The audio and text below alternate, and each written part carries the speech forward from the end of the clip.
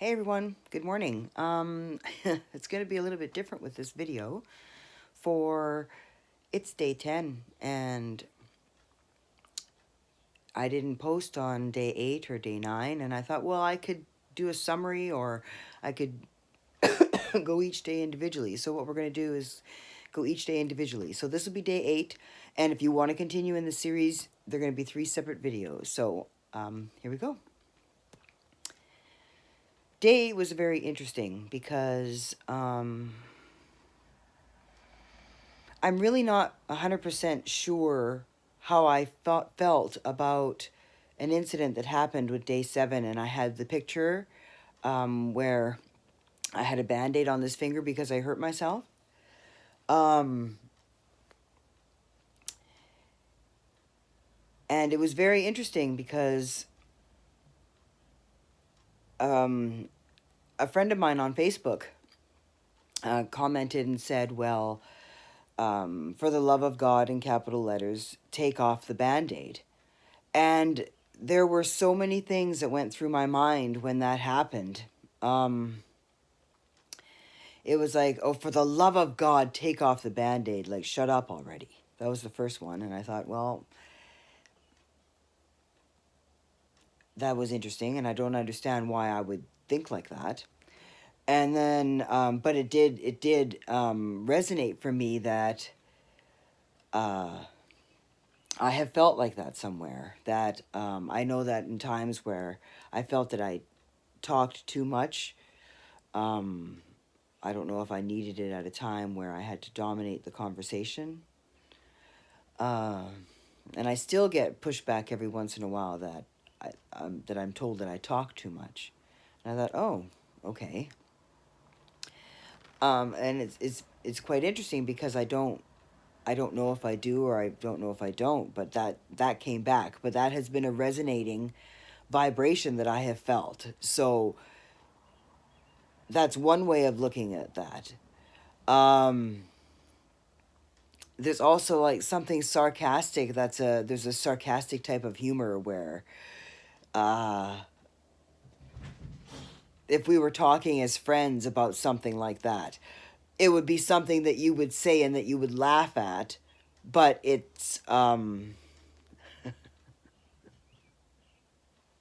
I would have said something like that, like right when we were talking, where were we? It was when my brother died. Just I think when we got to this I can't remember where we said it, but anyway, I was talking to someone, and it was right after my brother died, and they wanted to talk about how did he get, like, how did this happen? How did he get there? I said, well, he went there by train, and they thought it was really fun. They didn't think it was very funny, but it was my, I don't know, dark, humorous way of looking at it because there wasn't very much feeling there. But it was, for me, it was funny. So it could have been something like that.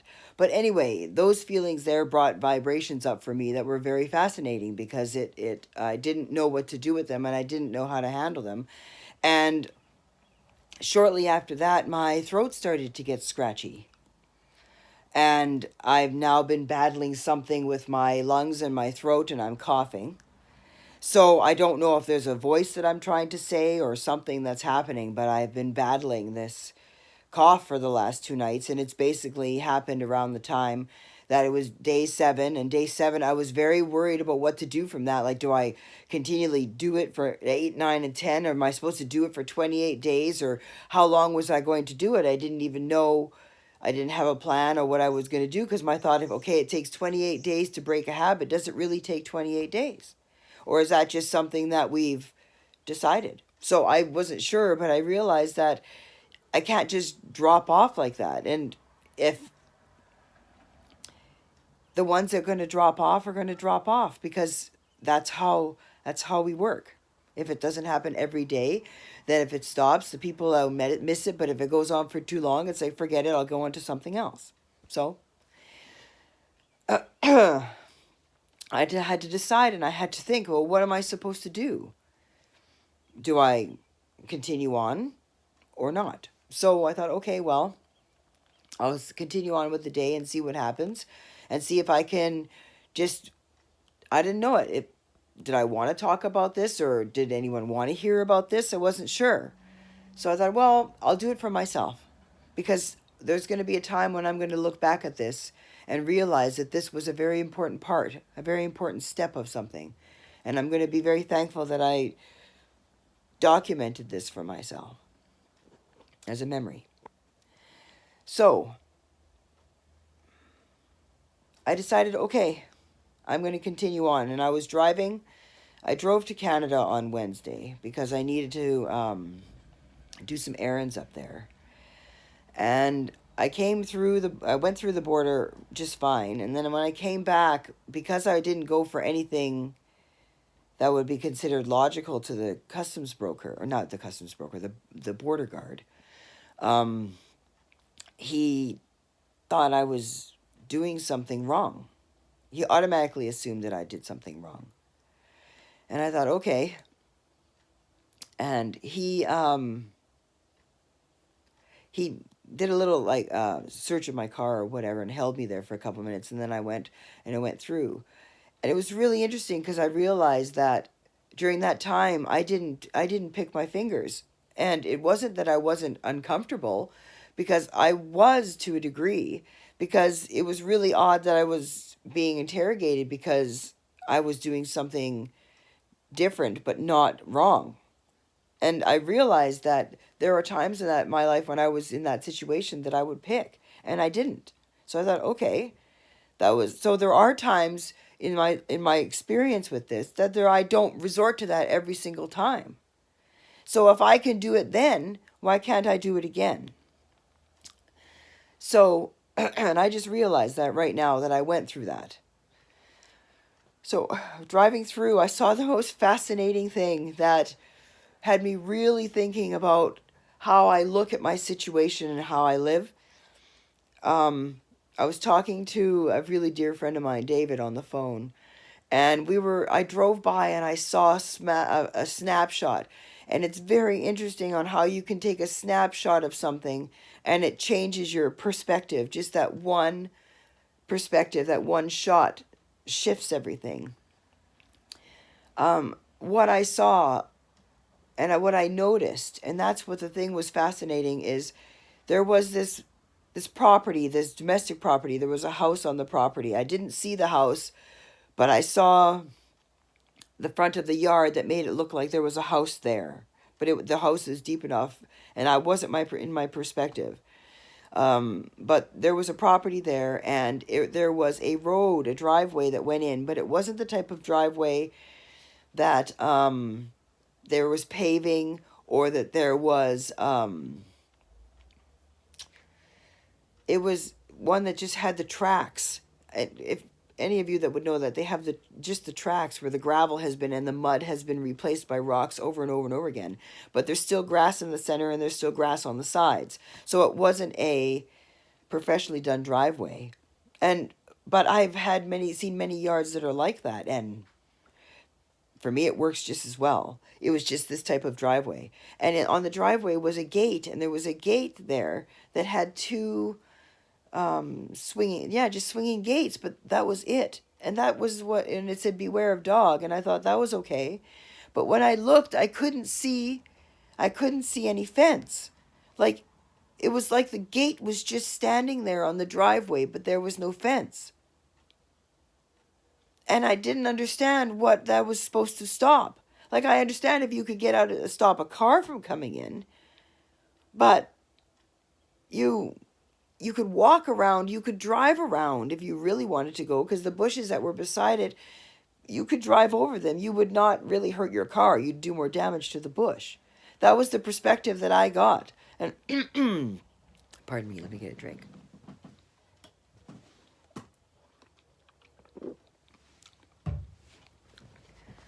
And I looked at it and I thought, how was that keeping them safe? I didn't understand how that to them that was what would keep them safe. And I thought, how fascinating that for me, in the times where I haven't felt safe, that I would pick on myself and hurt myself. And I realized that we all have this part of ourselves where we want to feel safe. And I think that through this journey and through where I've been, there were many times I didn't feel safe. And yeah, I had nightmares when I was a kid, and they were bad. They were very bad, and I can talk about them now, and I don't have that vibration anymore. I can just look at it like a movie and go, yeah, I remember that. And I still haven't quite pieced it together what it represented. And maybe I should take a look at that now, since I'm not so emotionally attached to it. But it used to terrorize me, something terrible, and I didn't feel safe. I think I started feeling safe right around the time that I was married to an older gentleman, Yvonne. And